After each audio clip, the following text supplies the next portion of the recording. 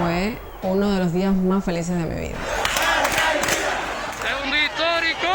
La orden de combate estaba a la calle los revolucionarios. Prácticamente autorizó a que se utilizara la violencia. Sacamos a la calle y no le vamos a permitir a los gusanos que se cojan la calle. Los jóvenes, los viejos, los palos para darnos. ¡No le tenemos miedo! Eran muchos los muchachos del servicio militar con palos, con piedras, y yo sabía que eso ya ahí se iba a acabar. ¡Están dando golpes! ¡Suéltalo! ¡Suéltalo! Cuando me entran a la estación, que me empiezan a dar golpes por la espalda y que me tiran hacia el suelo, me decían, manifiéstate ahora. Mira, represión. Mira cómo le dan golpes, mira. No sé, me dieron un balazo, Me dieron un tiro. Cuando usted manda gente que no son la policía, que es el ejército, en camiones del ejército, usted está rompiendo una lógica del pacto de la República, que es que el ejército no se mete en la calle. Es mi hijo. Lo están juzgando por atentado, por instigación a delinquir, por propagación de epidemia y por desorden público. Y están pidiéndole 9 años de privación de libertad.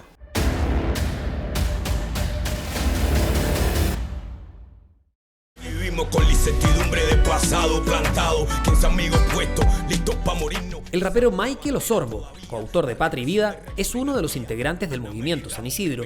En abril, la policía intenta arrestarlo. Gracias a los vecinos, logra escapar de sus captores. ¡Vete, Mike, vete! ¡Vete, Mike, vete! ¡Vete, Mike! Gritamos patria o muerte, sino patria y vida. Este estribillo se vuelve el himno de la disidencia. ¡Patria y vida! ¡Patria y vida! Pero la seguridad del Estado no cede. A los pocos días detienen por enésima vez a Luis Manuel Otero Alcántara, el líder del movimiento San Isidro, gestor de las protestas, que inicia una huelga de hambre. ¡Luis Manuel tiene que vivir! ¡Lo están dejando morir! Diversos manifestantes piden su libertad en las calles de La Habana. Se rumorea que su estado de salud es delicado. Patria y vida es la consigna.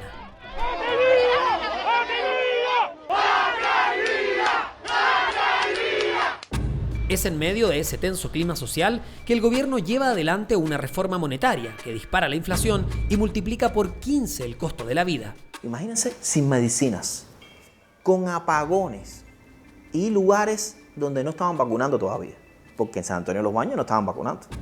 El 10 de julio, en un grupo de Facebook de San Antonio de los Baños, se publica esta convocatoria. Una más entre tantas de esta red social que los cubanos usan para todo. ¡Se valentó esta pinga! ¡Vamos, camina todo el mundo, vamos! Jamás pensaron el impacto que el llamado tendría entre los isleños. El domingo 11 de julio, la protesta comenzó en esa localidad, al suroeste de La Habana. Las redes sociales fueron la mecha que detonó el estallido en toda la isla. Bueno, yo me enteré de la manifestación por las redes sociales, como casi todo el mundo. El video inicial que se vio, que es una transmisión de la protesta en San Antonio de los Baños. El relato de lo que sucedió el 11 de julio no lo estaba contando ningún periodista.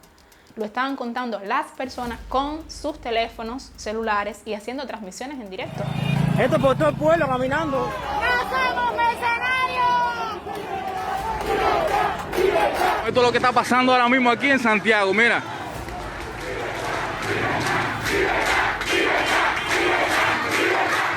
Porque yo tengo un plato de comida, porque tengo un trabajo, me voy a quedar en la casa. Y la otra gente, la gente de mi edificio que no tiene que comer, que se acuesta por las noches con el estómago vacío. Esa gente, ¿qué hacen esa gente?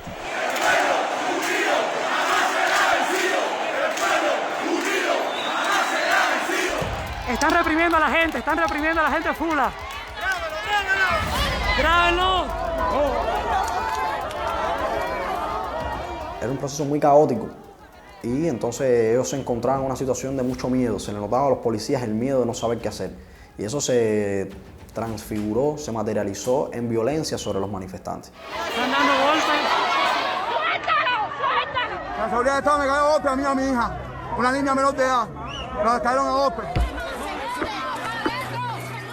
Todas estas personas son personas de barrios pobres, son las personas que supuestamente eran el sujeto fundamental, priorizado del Estado cubano socialista.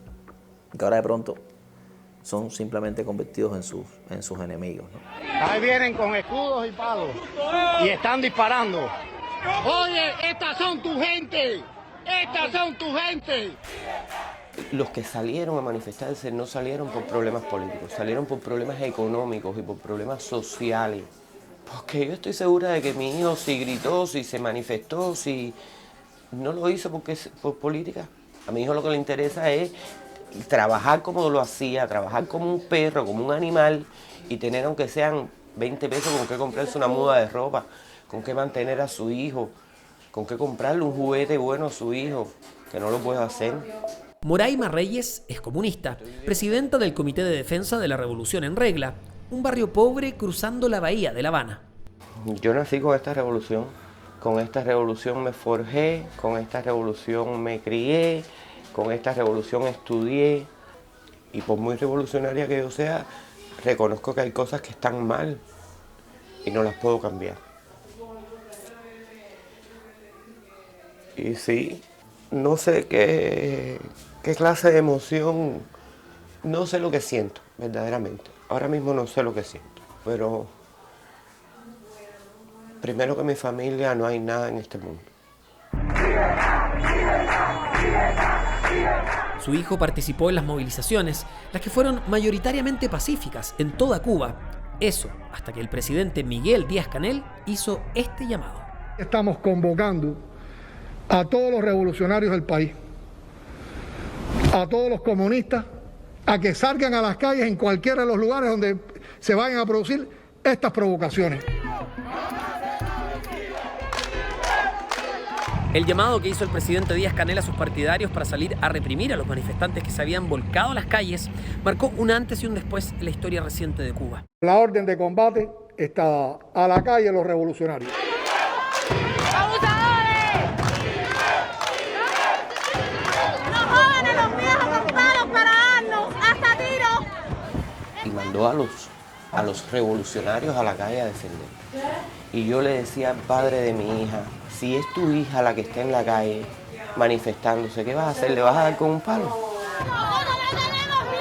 Hombres mayores, muchos podrían ser mi abuelo, ¿no? Con palos, iban marchando. La verdad, ahí en ese momento sentí mucha tristeza. No entiendo, yo no entiendo. Yo soy más revolucionaria que él, pero yo sería incapaz de darle con un palo a nadie porque se manifieste. A nadie, no a mis hijos, a nadie. Manifestarse es una forma de reclamar su derecho y está en la Constitución.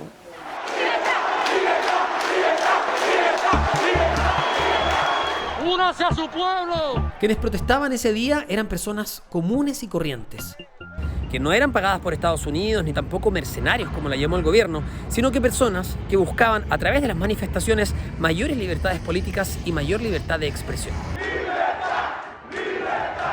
No todos son mercenarios, no todos son contrarrevolucionarios, no a todo el mundo le interesa la política. Hay mucha gente que no les importa quién mande en el gobierno. Lo que les interesa es tener una buena economía y un buen nivel de vida. Porque trabajando en el mundo entero tú tienes un nivel de vida adecuado. Aquí no.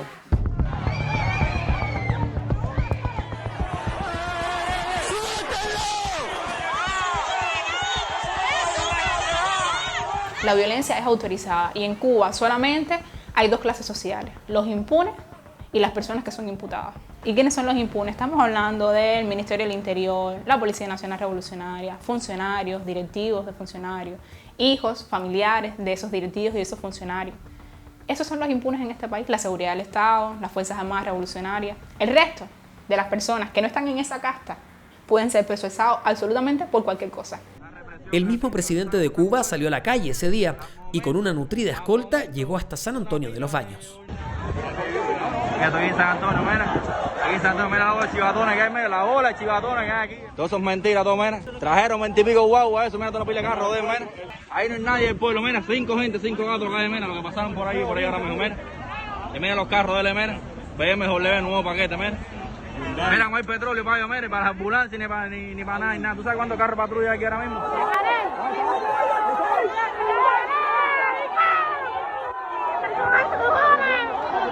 Ahora sí, papi.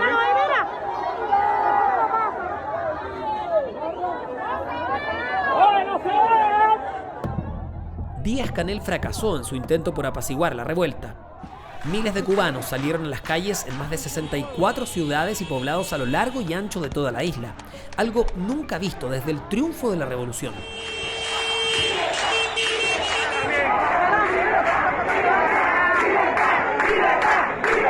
Nos lo quitaron todo, no tenemos miedo, pinga. ¿Hasta cuándo los hijos de nosotros van a pasar hambre? Y ellos paseando por el mundo en yate y gastando dólares. ¿Hasta cuándo? Recuerdo que había una familia en una esquina bastante numerosa y había un muchacho que nos miraba como con los ojos le brillaban, como diciendo, yo me quiero ir con esta gente. Y yo le dije, vamos con nosotros, vamos, lucha por tu país también, al menos vamos a hacer algo, por lo que esté en nuestras manos. Y el muchacho se va con nosotros y la madre, la abuela, la tía, fulano, no te vayas, no, fulano, piensa en ti. Y nosotros, y él le dijo, y él se viró y le dijo, precisamente porque estoy pensando en mí, me voy. Ya, ese momento fue de lo más bonito, la verdad.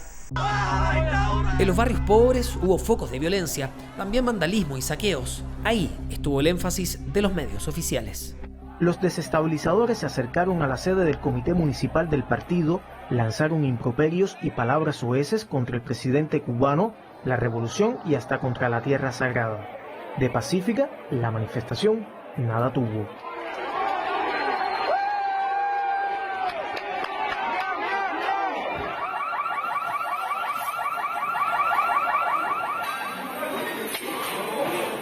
Lamentables actos de vandalismo, de desorden público, son actos también de violencia, de agresividad. Miren qué lamentable la agresión a un auto de la policía, caos, disturbios. Pero el grueso de los cubanos protestó pacíficamente e igual fueron reprimidos, lo que evidenció la real cara que sustenta el régimen. Había muchos camiones de estos boinas negras llevándose una pila de gente así porque les daba la gana. Recuerdo que vi el primer acto de violencia en vivo en mi vida, el peor de todos, que creo que le dieron con un cuchillo a alguien, o le dieron tanto golpe que le hicieron sangrar. ¡Ay, por Dios!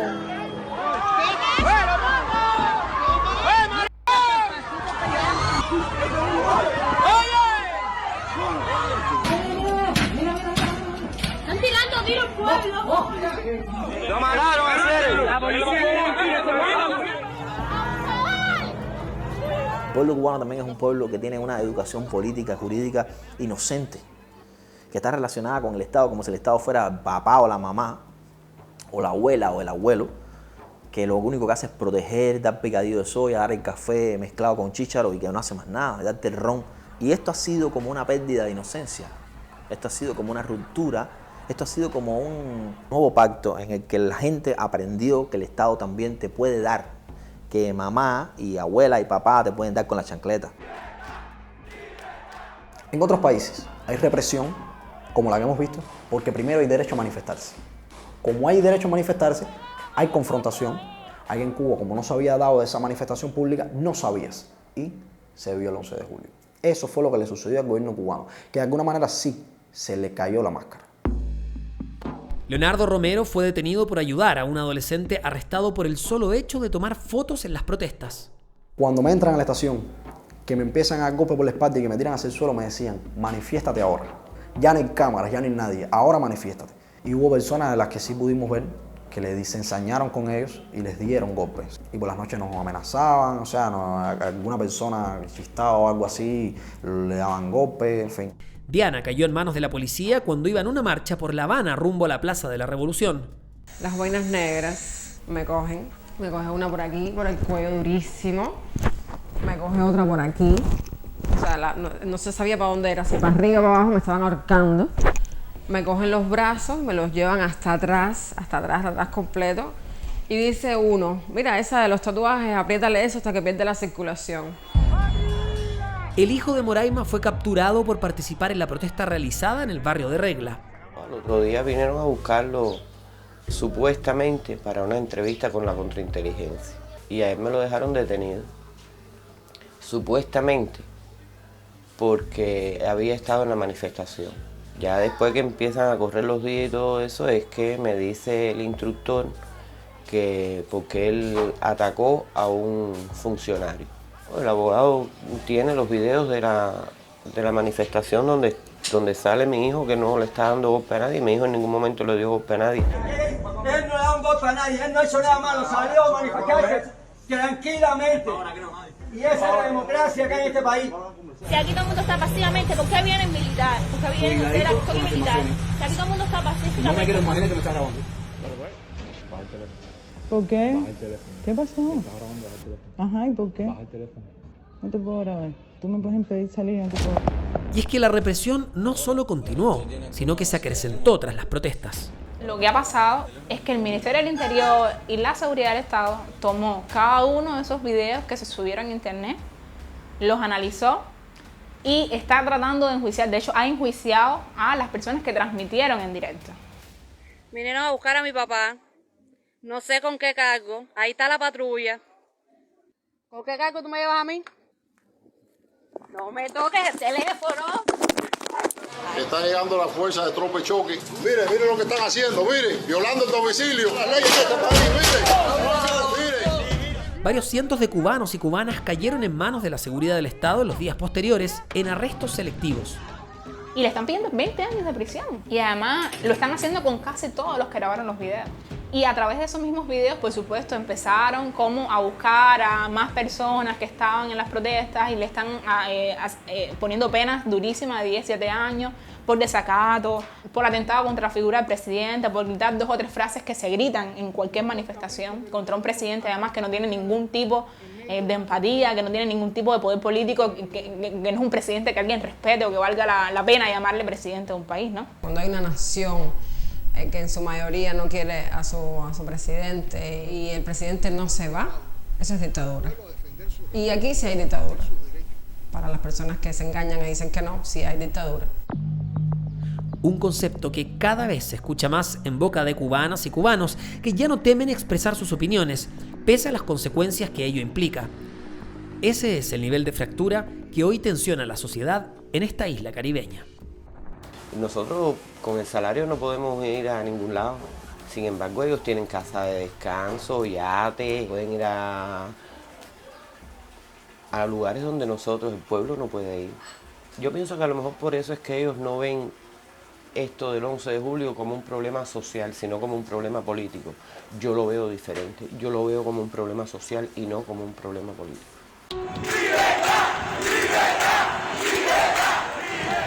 A cada rato estamos, que venga otro 11 de julio, que ocurre otro 11 de julio, ¿no? Yo recuerdo, el fin de año la gente está diciendo que este año, en el 2022, iba a haber un gran cambio, ¿no?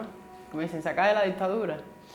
Pero yo no tengo tanto optimismo. Ojalá en Cuba nunca se llegue a un enfrentamiento civil, nunca se llegue a un enfrentamiento de violencia, pero la única vía pacífica que veo yo es el empoderamiento de los ciudadanos, pero tienen que cambiar los seres humanos que están en las instituciones que deben representar al pueblo. Hay un chiste que no, bueno, si tú quieres, si tanto apoyas, entonces ven a vivir a Cuba. No te estoy diciendo que dejes de pensar como piensas, sino que también entiendas por qué los cubanos también estamos cansados de que nos tomen como experimentos, que nos tomen como ustedes son la vanguardia, ustedes son los que tienen que resistir. Claro, te lo puede decir cualquier otra persona que no tiene los problemas que tienen los cubanos.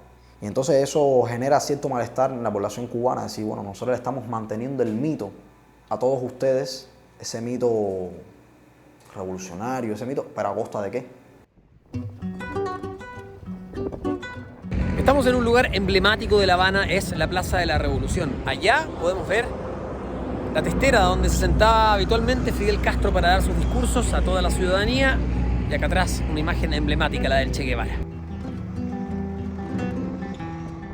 Los cubanos de hoy están llamados a resolver su destino de la mejor manera posible, pero eso no ocurrirá si no hay una real libertad de prensa para enriquecer el debate público, pero sobre todo para consensuar salidas democráticas para todas y todos.